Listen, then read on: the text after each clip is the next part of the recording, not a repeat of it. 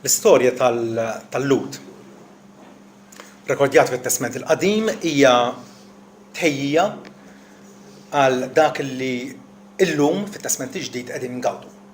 Alla beda biex sejjaħ l-Abram u bil-mod il-mod kabbar il-familja tiegħu sakemm finalment niżlu l-Eġittu hemmhekk ukoll immultiplikaw, inħelsu minn Mosè u Alla tom l-art li kien wedhom permezz ta' Ġoswe u Alla ħaħsiebhom u anke ħelishom mill-edewa tagħhom permezz tal-mħalfin wasal iż-żmien imbagħad li il-Lut ħarsu madwarhom u qalu popli oħra għandhom sultan nixtiequ l ħana jkollna sultan ukoll. U Alla tom sultan lil Sawl imbagħad il-David. Ibn David Salamun kien dak li bena tempju lil Mulej. Sa dak iż-żmien il-poplu talla kellhom dak li aħna nsejħulu t-tabernaklu. Ġifieri seta' jintrama u jiżżarma għax kien tad-drabb u tal-injam biex fejn imorru jarmaw hemmhekk ikun jistgħu joffru s-sakrifiċċju tagħhom lil Mulej. David kien propjament David illi xtaq jibni għamara fissa jew tempju fiss lil Mulej. Malla qallu idejk huma mċabsin wisq bid-demm mhux int se tibnu lit-tempju ma ibnek Salamun. U infatti hekk ġara. Salamun bl-għajnuna ta' Hiram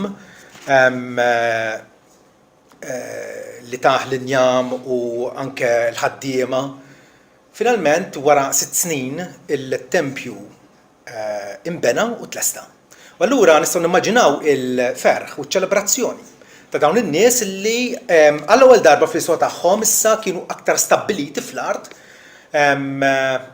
u Salamun ġema lin-nies ta' Iżrael u bit-tempju lest ġdid f'jamant jitlob talba lil Mulej. Attwalment hija l-itwal talba illi għandna rekordjata fl-Iskrittura. L-itwal talba id-doppju fit-tul li talab Ġesu fil-Ġwanni 17. Ja talba fenomenali sabiħa illi nistgħu nitgħallmu minnha il għaliex Salamun hawnhekk ferra qalbu quddiem Alla f'isem il-poplu tiegħu wkoll u jaf illi Alla kien twajjeb magħhom. Alla kien twajjeb magħhom tom iva wkoll l-abbiltà illi jibnu din il-binja magnifiċenti, binja sabiħa, impressjonanti, illi bija Alla issimbolizza il-preżenza tiegħu fost niesu. Nieħdu din l-idea, x'inhu t-tempju? Għax isserva t-tempju.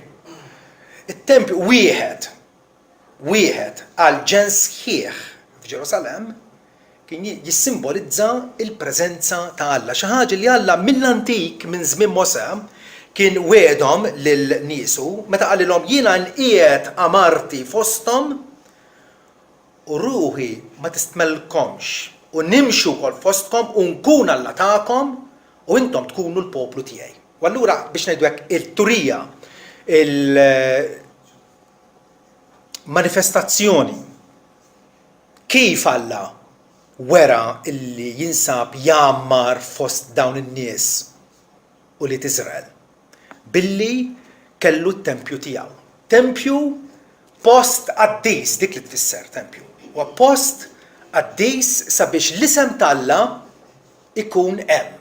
Alla identifika l-isem qaddis tiegħu ma' dak il-post. Infatti fl-ewwel tip ta' Slaten kapitlu 5 vers 5 jgħidilna u wara jiena għandi ħsieb biex nibni dar lill-isem tal-Mulej Alla tiegħi bħalma l-Mulej qal lil David missieri ibnek li jiena inqiegħed fuq it-tron tiegħek flokok u jibni dar għal ismi. Mela ir-reputazzjoni ta' Alla, il-karattru ta' Alla kellu jkun marbut ma' dan it-tempju skont ma jiġri f'dan it-tempju tajjeb Alla ka jirċievi fama tajba jew ħażina. Aħna nafu x'ġara li n-nies li għall-ewwel bnew dat-tempju u Salamun innifsu għaraf u ammetta illi ebda tempju fuq l-art kbir kemm hu kbir ma jista' jesa' lil Alla. Wara qed ngħidilkom li huwa biss simbolu, huwa biss sinjal illi Alla kien qiegħed jammar u kellu pjaċir b'dan il-poplu tiegħu. Però matul iż-żmien in-nies insew l-iskop tat-tempju. Fi żmien Ġeremija pereżempju meta l-sitwazzjoni tant ħżienet u il-poplu ta' Iżrael tant kien jadura l-lat folots.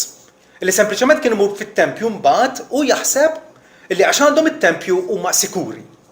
U ebda għadu ma jista' imisshom. U kien jkun kollu sejrin it-tempju tal-Mulej, it-tempju tal-Mulej, it-tempju tal-Mulej. U Ġeremija qalilhom dan it-tempju li intom qegħdin tiftaħru bih għad jitwaqqa u ebda ġebla ma titħalla waħda fuq l-oħra. Fatti jekk ġara, aħna din nitkellmu il-tempju mbena madwar is-sena 900 qabel ma twieled Ġesu, snin wara fi żmien Ġeremija it-tempju infatti twaqqa, il-poplu ta' Iżrael kien eżiljat u meta ġie lura mbagħad bnew tempju li għalkemm kien kien xorta waħda sinjal li Alla rrestawra l-poplu tiegħu kien lest li jammar fosthom. Nafu wkoll l-istess żball irrepeta ruħu fi żmien Ġesu in-nies in ġenerali kienu jaħsbu li la darba t-tempju sakemm idum it-tempju huma sikuri. Infatti kien hemm l-għajdut il-proverbju illi d-dinja tispiċċa meta jispiċċa t-tempju. Però Ġesu tafu daqsi kien ma kellux pjaċir b'dak li kien qiegħed isir fit-tempju. Għaliex? Il-profeti qalu it-tempju huwa post qaddis. Ġesu x'sab meta mar fit-tempju? Sab illi flok dar tat-talb għal ġnus kollha in-nies jew aħjar il-mexxija tagħhom qalbuh far tal-ħallelin, qalbuh f'ċentru ta' kummerċ. Ir-reliġjon ikkummerċjalizzawha biex jagħmlu qlieħ minnha. U Ġesu bir-raġun irrabja u keċċa ħadd il-barra bil-bejja tal-ħamiem, tal-gniedes u l-bqija u qalilhom tagħmlux dar missieri dar tan-negozju. It-tempju kien id-dar ta' Alla fejn Alla juri jesprimi l-isem qaddis tiegħu. Eżekjel pereżempju kapitlu 37 vers 26. Jgħidilna jien nagħmel magħhom patt ta' slim ikun patt ta' dejjem magħhom u nberikhom u nkattarhom u nqiegħed is-santwarju tiegħi jew it-tempju tiegħi f'nofshom għal dejjem u għamarti tkun f'nofshom iva jien inkun Alla tagħhom u huma jkunu l-poplu tiegħi. Qegħdin tindunaw li l-istess weda li Alla ta' mill-antik net minn żmien Mosè, l-istess weda jien inkun Alla tagħhom u ma jkunu l-poplu tiegħi. Però kuriżità. Tinnotaw kif qalu wkoll illi jiena nkun f'nofshom, is-santwarju tiegħi ikun f'nofshom għal dejjem. Għal dejjem. It-tempju twaqqa darbtejn. Fi żmien Ġeremija u fis-sena 70 f'din l-era tagħna. U t-tempju llum ma jeżistix. Huwa xi ħaġa tal-passat. Kif hawnhekk qed jgħid illi jiena inqiegħed is-santwarju tiegħi f'nofshom għal dejjem. Is-soluzzjoni qed jgħinna Ġesu Kristu nnifsu. Meta l-Lut wara li ngħadda fit-tempju qalulu bliema awtorità qed tagħmel dal-ħwejjeġ kollha. Ġesu qalilhom waqqgħu dat-tempju fi 3 ijiem nerġa' nibnieh. Lut ma fehmuhx għax qalulu ilu 46 sena jinbena dat-tempju u inti se ttallaw fi 3 ijiem. Però Ġesu kien qed jirreferi għat-tempju ta' ġismu. Vanġelu ta' Ġwanni, kapitlu 2 vers 19. Mela it-tempju finalment għalkemm Alla beda f'dik l-era ħansejħula li kienet dellijiet tal-ħwejjeġ tajba kellhom jiġu. Qabel kien it-tempju, però t-tempju reali, it-tempju dejjemi, it-tempju li ma jispiċċax, it-tempju fejn Alla juri l-preżenza tiegħu hija l-persuna qaddisa ta' Ġesu Kristu. Waqqgħu tat-tempju, destruġġu tat-tempju u wara 3 ijiem nerġgħu waqfu. Ġesu kien qed jgħid għat-tempju ta' ġismu. Ġesu li kellu jingħad fuq is-salib wara 3 ijiem ikun xuxtat mill-mewt. U allura it-tempju vera u reali tal-Alla li kif qal Eżekjel hawnhekk ikun f'nofshom għal dejjem, ekku il-preżenza ta' Ġesu Kristu Ġesu jiġborna sabiex il-koll flimkien bħala ġebel ħaj, kif qed l-Apostlu Pietru, aħna kull wieħed minna individwalment ġebel ħaj li qegħdin nimbnew f'binja spiritwali jew f'tempju spiritwali fejn jammar Alla permezz tal-Ispiritu tiegħu. Mela qegħdin nindunaw illi dak illi it-tempju materjali tal-ġebel, tal-injam, tad-deb illi nbena fl-antik kien qed juri xi ħaġa aħjar li huwa il-preżenza ta' Kristu fostna u allura li qiegħed jibnina sabiex Pawlu għalinna ma tafux li intom it-tempju tal-Ispiritu Santu li hu Alla jammar fikom. Din hija r-realtà li aħna qegħdin ngħixu llum il-ġurnata. Però reġgħu lura għal dak iż-żmien meta Salamun ovvjament il-sultan fissem il-poplu jitlob din it-talba propjament meta jew qabel ma beda jintuża dan it-tempju bis-sakrifiċċji infatti dakinhar ta' dedikazzjoni tat-tempju inqatlu Salamun offra għas-sakrifiċċju tal-offerta ta' sliem li offra l-mulej 22,000 gendus u 120,000 naġa. Minn fejn ġabuhom? Bil-fors li kellhom, però qed naqralkom da biex intikom indikazzjoni. X'okkażjoni tremenda kienet dakinhar. Meta Lut għall-ewwel darba issa stabbiliti fil-pajjiż ta' Iżrael. Għandhom sliem, għandhom monarkija u għandhom tempju. Salamun jitlob din it-talba li nistgħu noħduha bħala mudell ideali għalina għaliex meta aħna nistudjawha u naraw kif u għal xiex talab Salamun, il-konklużjoni tagħna tkun waħda. Hekk ukoll imisna nitolbu aħna. Kwalunkwe talba ta' David, ta' Daniel, ta' Mosè, ta' Pawlu l-Apostlu b'mod speċjali. Ma kollha talb biex jgħannuna nitolbu. U din xejn in-nas. L-ewwel nett mekk konna ninnotaw dawn l-elementi ta' din it-talba. L-ewwel nett Salamun jibda biex jitlob lil Alla sabiex jagħtihom fehma aħjar jew fehma aktar profonda tan-natura tal-Alla. Alla minnu? Alla huwa Alla kbir u majestus huwa l-uniku Alla fis-sema u fl-art. Vers 60 biex il-popli kollha tal-art jarfu lil mulej u Alla u m'hemmx ieħor. M'hemmx ieħor. Ovvjament, aħna qegħdin ngħixu dinja u nafu li bid-diversi reliġjonijiet u hemm min jemmen f'ħafna Allat u hemm min jemmen f'Alla però mhuwiex ċertament Alla tal-Bibja. Hawnhekk Salamun jaraf illi Alla Jahweh huwa l-mulej u m'hemmx ieħor. Fit-talb tagħna meta aħna nindirizzaw il-Alla, qegħdin nindirizzaw lill-uniku Alla ħaj u veru l-ħallieq tas-sema u l-art li ħliefu m'hemmx. Ovvjament, Alla tfolozz hemm kemm trid.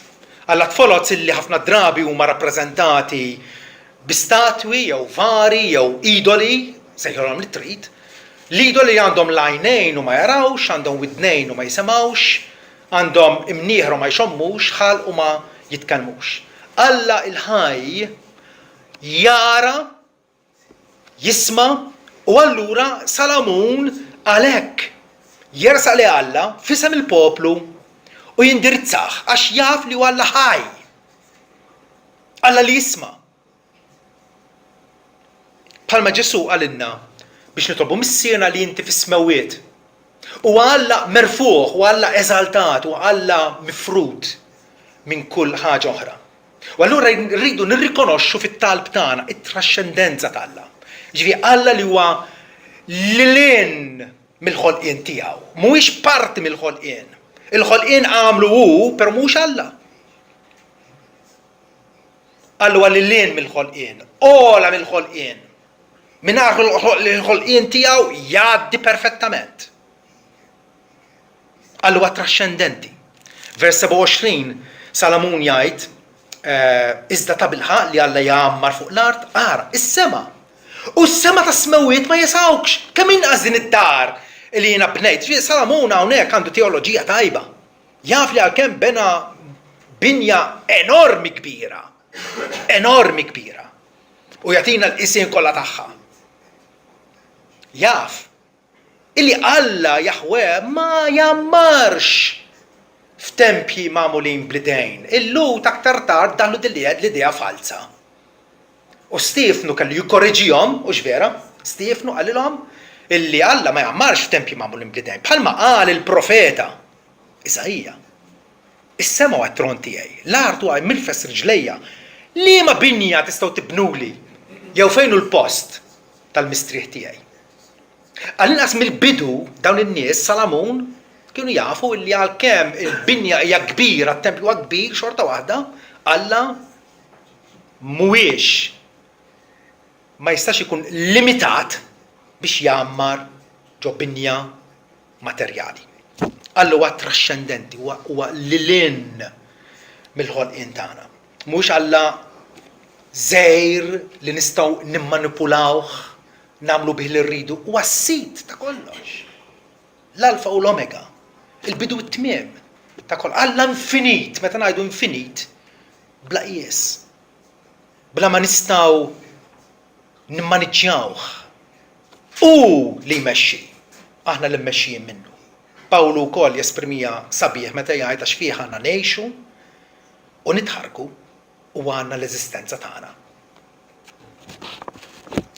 Salamun qed jgħallimna hawnhekk illi Alla u Alla uniku li lin mill-ħolqien tiegħu, però isimgħu għadin huwa wkoll immanenti. U wkoll qrib tagħna appuntu t-tempju u Alla xtaq illi jkun hemm it-tempju biex jurjhom lin-nies illi hu magħhom. Qrib tagħhom. Qrib tagħhom. Din hija l-immanenza ta' Alla. Salamun vers 120 jgħidilna iżda ħares lejn it-talba tal-qaddej tiegħek u lejn tħannin tiegħu mulej Alla tiegħi biex tisma' l-għajta u t-talba li l-qaddej tiegħek qiegħed jitlob quddiemek illum.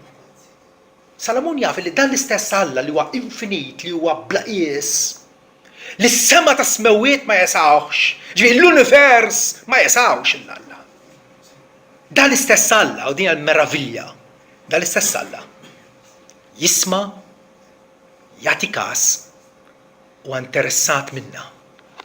U għalhekk David qed jgħidlu isma' it-talba, l-għajta tal-qaddej tiegħek li qed jitlob quddiemek illum. Dar fis-seklu 18 ma għadhom jeżistu tal-lum ċertament. Kien hemm qatta ta' nies li jgħidu li Alla għalkemm ħalaq kollox però issa huwa distakkat mill-ħolqien ma jimpurtax x'qed jiġri fid-dinja tagħna, twarrab il għaliex iddejjaq minna. Le. Le. Alla huwa Emmanuel. Alla magħna. U Salamun ukoll jaraf l-immanenza ta' Alla. Jaraf li Alla huwa qrib tagħna. U aktar minn hekk, Salamun jarfu bħala Alla fidil. Alla li kapaċi mhux biss jikkomunika magħna, mhux biss jgħaddilna messaġġ, mhux biss jagħtina wedi, imma kapaċi iżommhom u jżommhom infallibilment. Iżommhom mingħajr ebda nuqqas. Il-fedeltà ta' Alla. Meta nitolbu aħna, qegħdin nifhmu li Alla huwa fidil jekk Alla tagħna weda dik żgur, żgurissimu, mhux se iħalliha taqa' mal-art. Il-wedi ta' Alla huma sagrosanti. Pawlu jgħid li il-wedi ta' Alla fi Kristu jsibu l-iva u l-ammen tagħhom biex aħna nagħtu glorja lil Alla. Salamun qed jaraf li Alla huwa fidil, Alla tal-patt. Alla li jekk jagħmel patt, dak il-patt iżommu. Il-Lut ma żammewx, vera? Il-Lut tbedu minn Alla, abdu jaduraw Alla tfolots, Baal u Ashterot u l-bqija tal-ġnus ta' madwarhom, tal-Filistin, Moabbin, Hittin, min kollox adottaw. Alla żamm il-patt magħhom, xorta waħda. Allura fiti, vers 23 jgħidilna hawnhekk illi u qal Mulej Alla ta' Iżrael ma hawnx Alla bħalek fis-sema minn fuq jew fuq l-art minn taħt li tħares il-patt u l-ħniena mal-qaddejja tiegħek li jimxu quddiemek b'qalbhom kollha. Dawn huma n-nies li huma verament Alla, huma nies li jimxu quddiemu b'qalbhom kollha, qalbhom hija mogħtija lil Alla. Ma dawn nies li Alla jarafhom bisimhom. Alla jżomm ċertament il-patt tiegħu u jikkonferma il-wedi kollha tiegħu. Il-wedi tal-Alla mhux biss jagħmlulna l-qalb, mhux biss jinkoraġġuna, imma iħajruna inħarsu l-fuq bħalma Ġesu, jekk Ġesu qal jiena se mmur u nerġa' niġi biex noħodkom għandi. Dik il-weda imisna tagħmilna nies ferħanin, mimlija tama, il-għax nafu li la Ġesu ippronunzja ruħu hekk, la Ġesu wedna illi se jirritorna f'din id-dinja biex jiġborna għandu biex fejn nkunu aħna wkoll. Dik il-weda hija ċertissima. U allura t-talb tagħna għandu jkun imsejjes mibni fuq dawn il-wedi tal-Alla li ma jistgħux ifallu. Vers 25 Salamun jgħidlu għalhekk issa Mulej Alla ta' Iżrael ħares lil qaddej tiegħek David missieri dak li wedtu. X'wedu Alla lil David? Alla għamel patt ma' David u qallu illi qatt ma jonqos illi jkun hemm raġel illi joħroġ minn ġenbejk illi saltan fuq it-tron ta' Iżrael. Issa tafu x'ġar intom? Il-monarkija, ġifieri f'Iżrael kien hemm David, u mbagħad Salamun, u mbagħad ibnu Rehoboam u sensiela ta' slaten illi fl-aħħar mill-aħħar dawn ittieħdu fl-eżilju u il-monarkija spiċċat. Alla boħra nistaqsim allura Alla kif qallu lil David qatt ma jonqos li jkun hemm raġel fuq it-tron tiegħek. Alla seħħ il-weda tiegħu meta lil Marija Ġesu. Alla inti se tella tiben u Alla jagħtih it-tron ta' David missieru u jsaltan fuq id-dar ta' Ġakob għal dejjem u għal saltnatu ma jkunx hemm tmiem. Kapaċi Alla, attwalment Alla għandu l-ħila illi isarra fil-wedi tiegħu għalina ċertament. Il-fatt li l-slaten ta' Iżrael spiċċaw, Alla rid jagħmilha ċara illi fl-aħħar mill-aħħar bin David mhuwiex sempliċi bniedem bħalma kien Rehoboam u l-discendenti tiegħu. Ġesu darba l-Lut fit-tempju sfidhom u qalilhom David bl-Ispiritu Santu jgħid il-mulej jgħid lil sidi qgħod fuq l-emin tiegħi saman qiegħed l-dewwa tiegħek kollha b'mirfes taħt riġlejk. David qed isejjaħlu sidi, mela kif inhu ibnu? Ġesu hemmhekk irid juri illi fl-aħħar mill-aħħar bin David meta Mattew beda l-Vanġelu tiegħu il-ktib tan-nisel ta' Ġesu Kristu bin David bin Abraham. Ġesu huwa il-vera liben ultimu ta' David illi miegħu fih jissarfu il-wedi kollha tal-Alla. U allura Salamun bir-raġuna u qed jgħidlu iftakar fil-weda li inti għamilt il-missier David illi ma joqsux raġel biex isalta minn fuq it-tron. Illum nħarsu lura u naraw illi attwalment Alla wettaqa dik il-weda, qiegħed iwettaqa u issaltna ta' Ġesu Kristu nafu li jasaltna għall-eternità.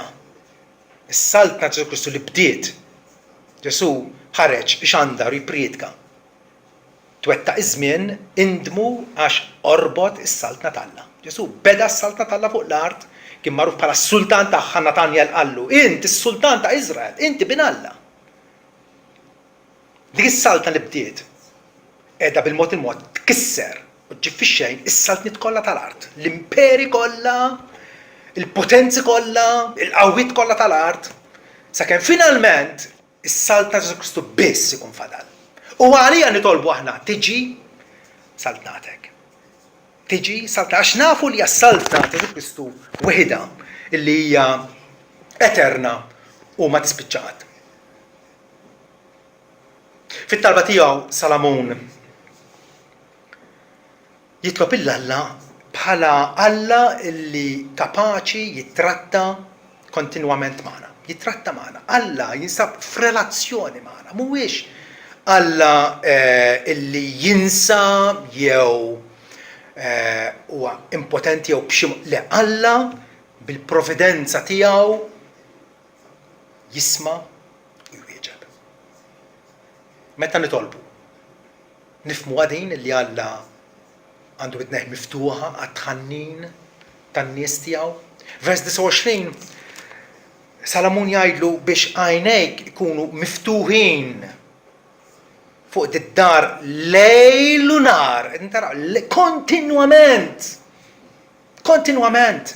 Dak li ħares l-Iżrael ma jonosx u lanqos jorqod. Naqraw fis-Salmi. Terew le? Għajnejk miftuħin lejl u nar fuq dal-post li inti qed għalih ismi jkun hemm biex tisma' it-talba li għaddej tiegħek jitlob lejn dan il-post. Jiġifieri fit-talb tagħna raħwa ejjew nifhmu illi Alla jafna, jaf x'isimna, jaf il-problemi tagħna, l-ansjetajiet tagħna, id-diffikultajiet tagħna, l-isfidi ta' qudiemna, se ma fuq il-post tax-xogħol jew mal-familja jew kwalunkwe ħaġa, Alla jaf bina. Jesu qal jiena niftaħ lin-naċ u mmur qudiemhom u huma jimxu warajja u jien narafhom.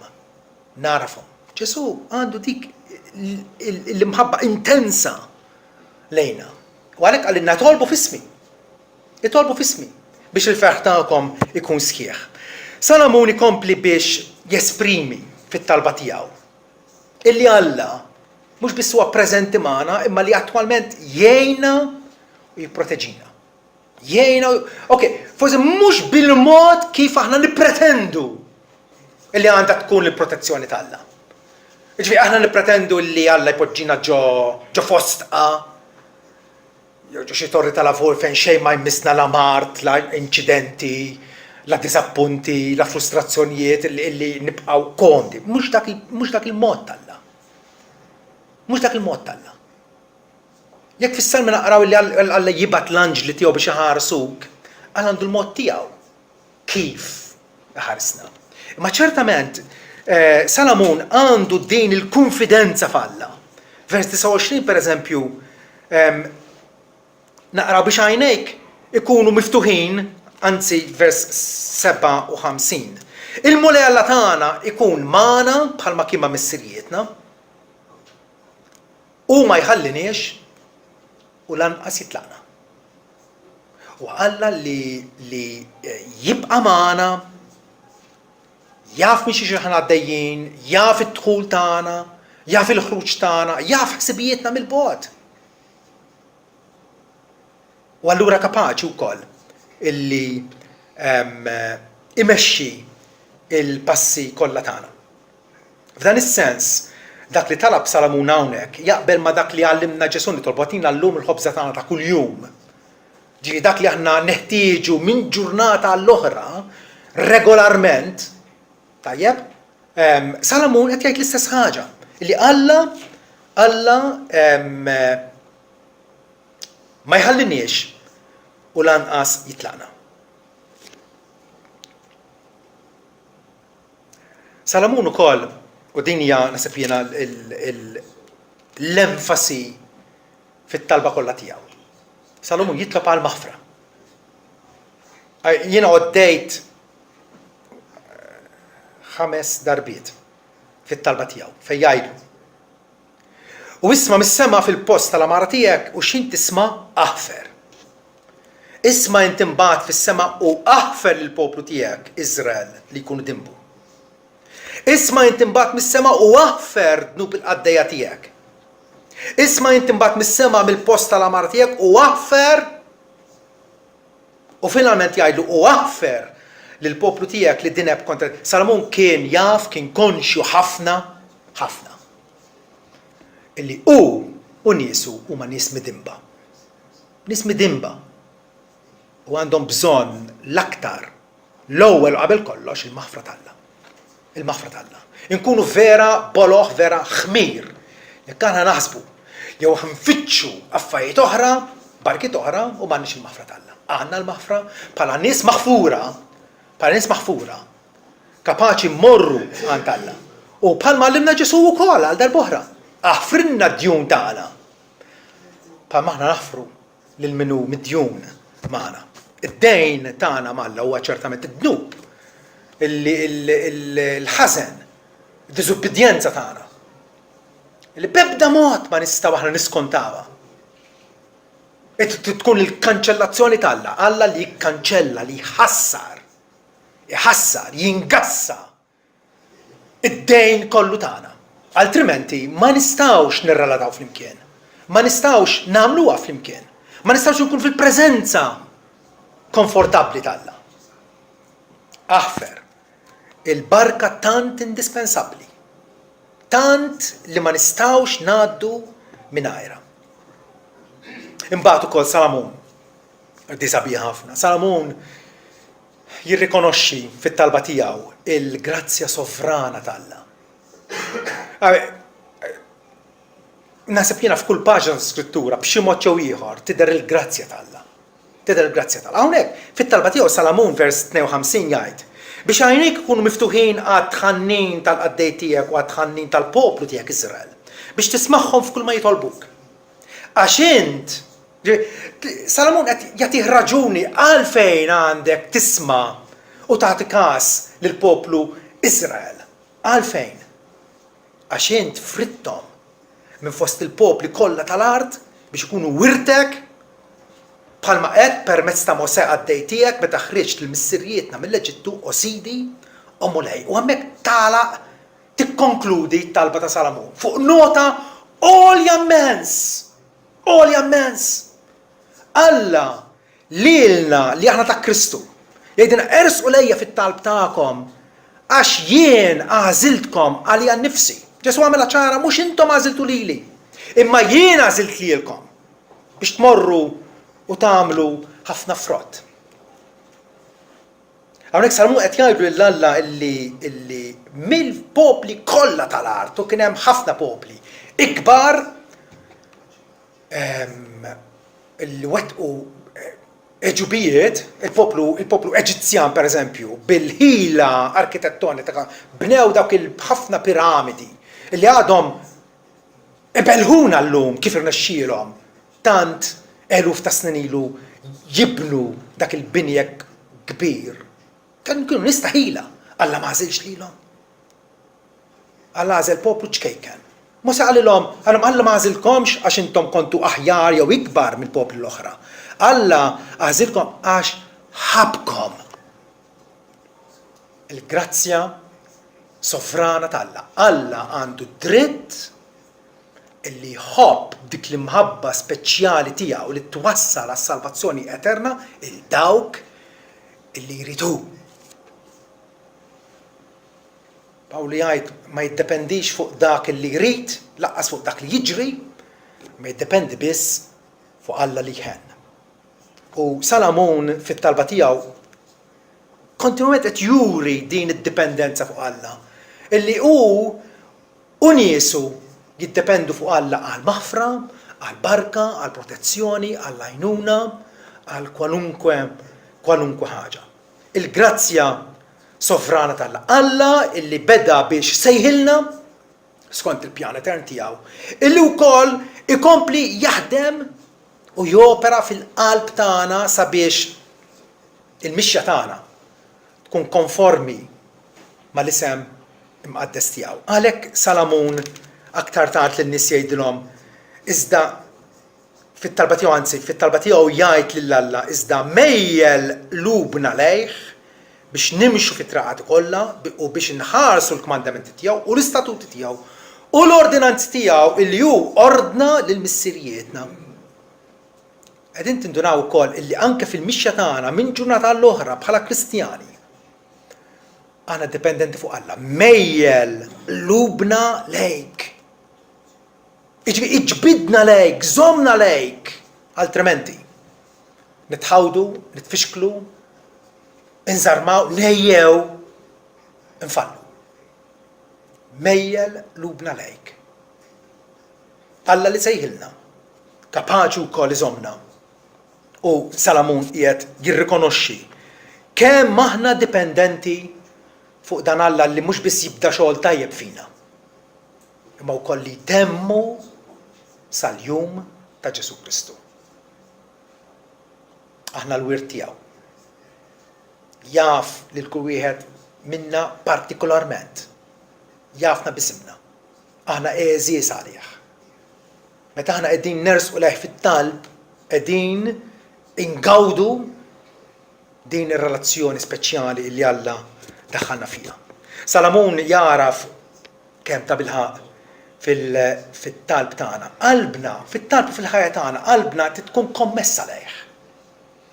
Committed. Mhux irridu nlaħqu ma' 1000 oġġett. Imma li nafu li l-ħajja u lan l-iskop tal-ħajja tagħna. Wara li narfu lil Alla bħalma hu tassew, Alla sovran, Alla taħnina li ma bħala, Alla ta' ġustizzja. Imma wkoll Alla illi iridna ingawdu din il-komunjoni tagħna miegħu. Bħalma kellimt lis-sasa dal-għodu. Il-fidi tagħna għandha tkun is-sors ta' kull ferħ, ta' kull kuntentizza, ta' kull pjaċir. Mhux għax m'hemmx pjaċiri oħrajn minuri, imma l-pjaċir globali, il-pjaċir massimu tagħna. Nistgħu nsibuh biss falla l-imbierek. Vers 61 jgħidilna hawnhekk, ħatkun mela qalbkom, Salamun qed ikellem lin-nies hawnhekk, ħatkun mela qalbkom mogħtija kollha lil Mulej Alla tagħna biex timxu fl-istatuti tiegħu u tħarsu l-kmandamti tiegħu bħalma qegħdin tagħmlu llum. Ħatkun qalbkom mogħtija, iddedikata, ikkonsagrata lil Alla. Jekk aħna nippretendu li aħna Kristjani, però il-qalb tagħna hija maqsuma, diviża.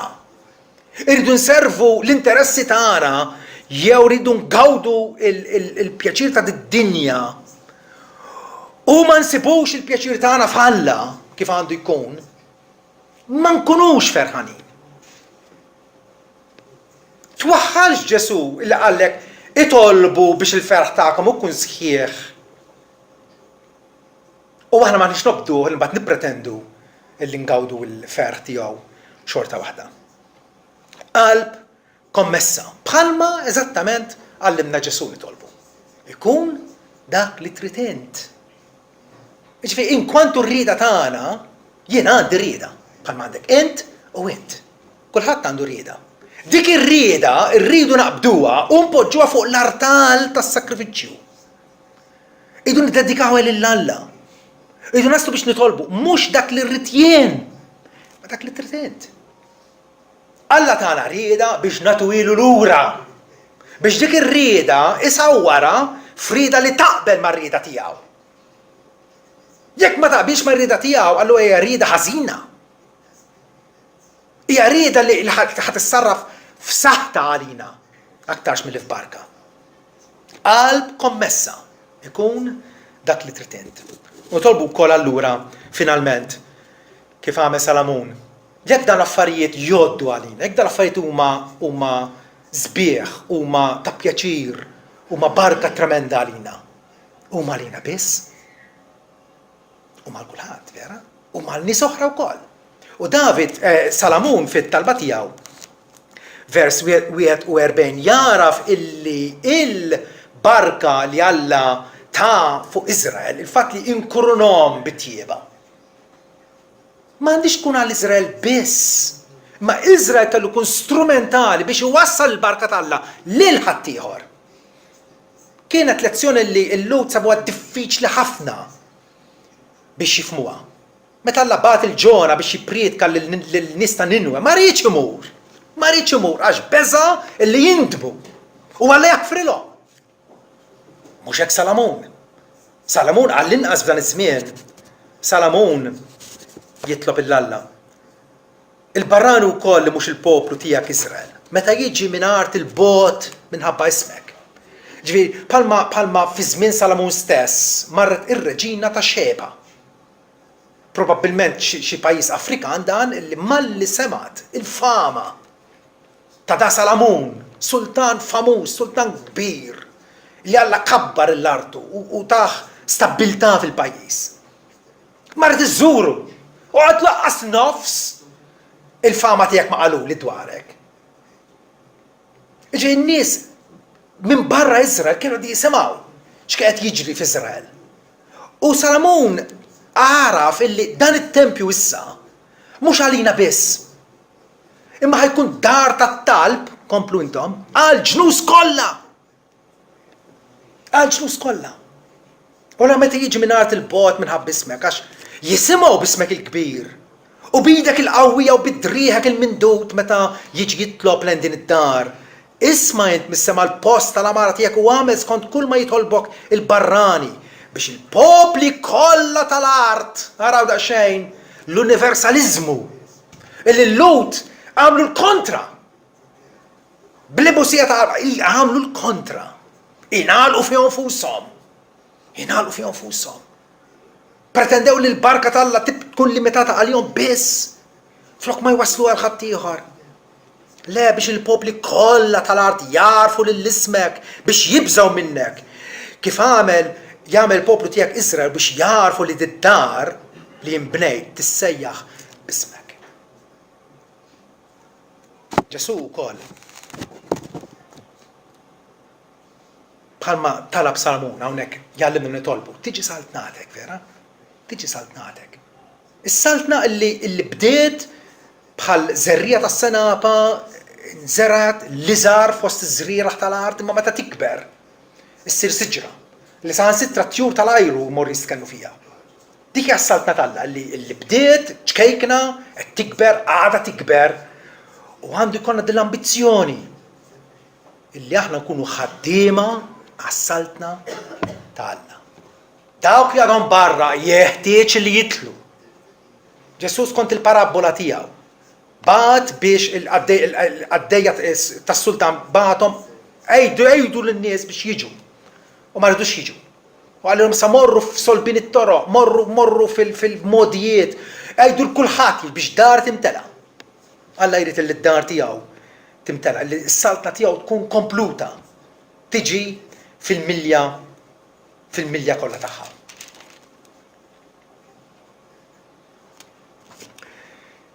Din dal-messaġġ l-aħwa jiena għaddejtulkom dal-għodu għaliex rrid illi dak li smajna aktar minn xahar ilu fl-irtir. Għandna ħabta li nisimgħu u ninsew. Rridu illi nisimgħu u nagħmlu. Però x'in niġi għat-talb u kif se nitgħallem nitolb, kif se nitgħallem nitlob. Li bħal meta titgħallem nirrota.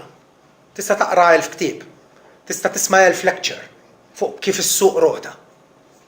Imma kif se titgħallimha tafu l-koll. Trid tirkeb ir-rota bis-sogru illi taqgħu timbarax. Imma mbagħad issib il-bilanċ ma tafx kif issibu, ma ssibu l-bilanċ.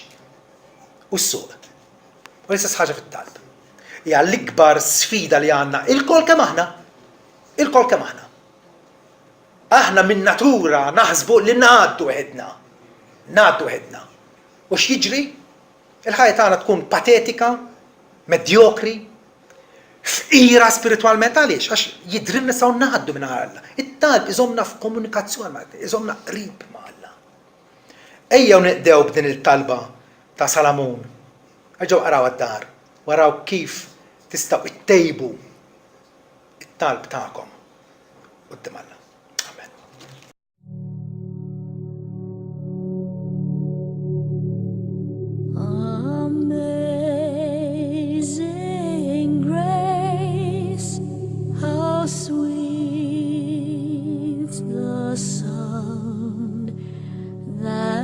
Saved a wretch like me.